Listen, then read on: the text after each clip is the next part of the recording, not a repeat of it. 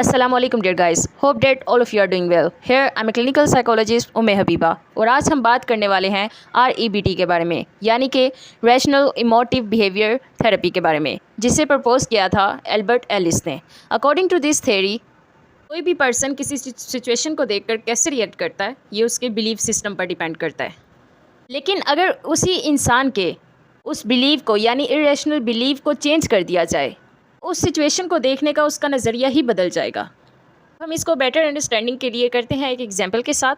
एक पर्सन है जिसे हम ए कह रहे हैं, उसका पार्टीज़ को लेके ये बिलीव है कि पार्टीज़ में उस हमेशा जो है फ़न होता है, इंजॉय होता है और फूड मिलता है। लेकिन अगर वही पर्सन एक ऐसी पार्टी पे चला गया है जहाँ उसे ना इंजॉय कर सका, ना वो फ़न कर सका और ना ही उसे उस पार्टी में अच्छा फूड मिला, तो उस पर्सन का उस पार्टी में ये कहना था कि I am feeling very depressed. उसने ऐसा क्यों कहा?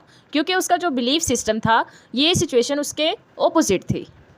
ये पार्टी उसकी एक्सपेक्टेशन के अकॉर्डिंग नहीं थी। उसका तो एक बिलीफ सिस्टम बना हुआ था ना कि जिस भी पार्टी में जाए वहाँ फूड, फन, इंजॉयमेंट ये सब कुछ होता है, लेकिन यहाँ उसे इस तरह का कुछ भी अवेलेबल नहीं था।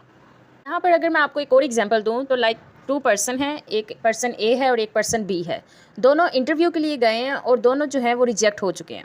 अब यहाँ पर जो ए पर्सन था, उसका अपने रिजेक्शन के बाद ये बहुत ज़्यादा उसने डिप्रेस फील किया। वो अपने आप को ये कहता था कि I am worthless, I can't do anything.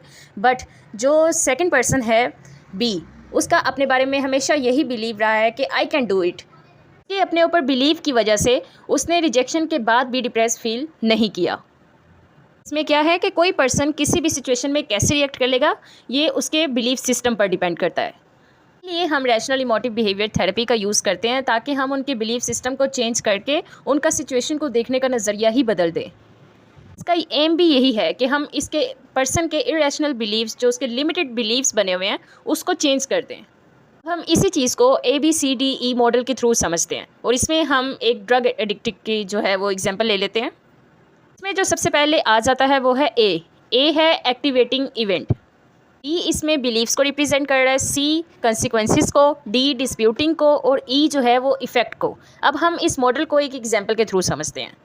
सबसे पहले देखें, इसमें आ जाता है ए एक्टिवेटिंग इवेंट। तो फॉर एग्जांपल एक यहाँ पार्टी चल रही है और इसमें मोस्ट ऑफ द पीपल और इंडिविजुअल जो हैं वो स्मोकिंग कर रहे हैं।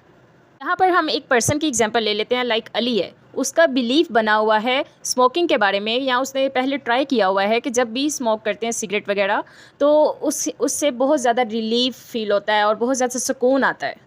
देखें यहाँ पर सिचुएशन क्या है कि ग्रुप ऑफ पीपल जो है पार्टी में स्मोकिंग कर रहे हैं और अली जो है उसका सिगरेट के बारे में ये बिलीव है कि इसको लेने से कुछ देर तक बहुत ज़्यादा सुकून महसूस होता है। थर्ड नंबर पर देखें आ जाता है कंसिक्वेंसेस, यानी कि रिज़ल्ट। अगर अली का बिलीफ बना हुआ है कि सिगरेट पीने से बहुत सुकून आता है, तो एज अ रिज़ल्ट क्या होगा? वो स्मोक करेगा। कि एक्टिवेटिंग इवेंट जब भी आएगा, वो किसी को भी पीते देखेगा या राह चलते या उसके पास ही होगा, तो वो जब भी देखेगा कि ग्रुप ऑफ पीपल ले रहा है या कोई ऐसा इवेंट है, तो वो स्मोक करेगा, क्योंकि उसका इसके बारे में बिलीफ सिस्टम बना हुआ है। और एज अ रिज़ल्ट वो हर बार जो है वो स्मोकिंग करता है। जब वो आहिस्ता आहिस्ता इसको कंटिन्यू रखेगा तो एक ना एक दिन उसको एडिक्शन हो जाएगी। अब हम बात करेंगे इसमें डिस्प्यूटिंग यानी डी के बारे में। जब उसको एडिक्शन हो जाएगी तो वो जाएगा थेरेपिस्ट के पास। यहाँ पे डिस्प्यूटिंग में सारा रोल आ जाता है थेरेपिस्ट का। इसमें जो थेरेपिस्ट है वो अली के इरेशनल बिलीव्स को आइडेंटिफाई करेगा, जिसमें थेरेपिस्ट सबसे पहले अली से यही क्वेश्चन करेगा कि तुम सिगरेट क्यों पीते हो। और ओबियसली अली का जवाब क्या होगा, क्योंकि उसका तो बिलीफ सिस्टम बना हुआ है कि मैं जब भी पीता हूँ तो मुझे सुकून आता है। यहाँ पर थेरेपिस्ट अली के बिलीफ सिस्टम को चैलेंज करेगा। पर थेरेपिस्ट अली को यह भी कहेगा कि तुम इसे प्रूफ करो। अगर तुम कहते हो कि इसको पीने के बाद तुम्हें बहुत ज़्यादा सुकून आता है, तो मुझे इसका प्रूफ दो। पर थेरेपिस्ट अली को ये भी कहेगा कि जिस उम्र में तुमने सिगरेट शुरू किया, उससे पहले तुम इसे तो नहीं लेते थे, लेकिन तब तुम्हें सुकून नहीं था आता, जो तुमने इसको लेने से अपने अंदर सुकून पैदा किया है। और या ये भी वो कह सकता है कि तुम्हारी खुशी जो है वो इतनी छोटी है कि तुम सिगरेट के पीछे अपनी खुशी को इसी पे डिपेंड कर रहे हो। दुनिया में जितने भी लोग खुश हैं, क्या वो सिगरेट की वजह से खुश हैं या उसी को लेने की वजह से उनकी ज़िंदगियों में खुशी है? इस तरह थेरेपिस्ट बहुत ज़्यादा क्वेश्चनिंग करेगा अली से। यहाँ पर थेरेपिस्ट उसके इरेशनल बिलीव का उससे प्रूफ मांग रहा है। और यहाँ पे अगर थेरेपिस्ट मान भी जाता है कि वाकई ही उसे ड्रग एडिक्शन वगैरह ये सब करने से उससे रिलीफ मिलता है, तो यहाँ पर वो अली को उस चीज़ के कंसिक्वेंसेस भी बताएगा कि तुम इस सिगरेट की वजह से कितनी बड़ी कीमत चुका रहे हो। तुम्हें इसकी वजह से लंग्स कैंसर हो सकता है, वो यहाँ उसे ये भी समझाता है कि वो 5 मिनट की हैप्पीनेस जो तुम लेना चाह रहे हो उस ड्रग से, वो तुम्हें मिलती भी नहीं है, बस तुम्हारा उसके बारे में बिलीफ। यहाँ पर जब थेरेपिस्ट बार बार अली को क्रिटिसाइज़ करेगा तो उसका आगे इफ़ेक्ट ई के बारे में हम बात करने वाले हैं कि उसका उस पर क्या इफ़ेक्ट होगा। एक उसमें एक न्यू बिलीव जो है वो प्रोड्यूस होगा। यहाँ पर अली अपने आप से कहेगा कि वाकई मेरी खुशी क्या इतनी ही छोटी है कि मैं बस एक सिगरेट पे डिपेंड हो गया हूँ, या इसको लेने से पहले मैं कभी खुश ही नहीं था हुआ।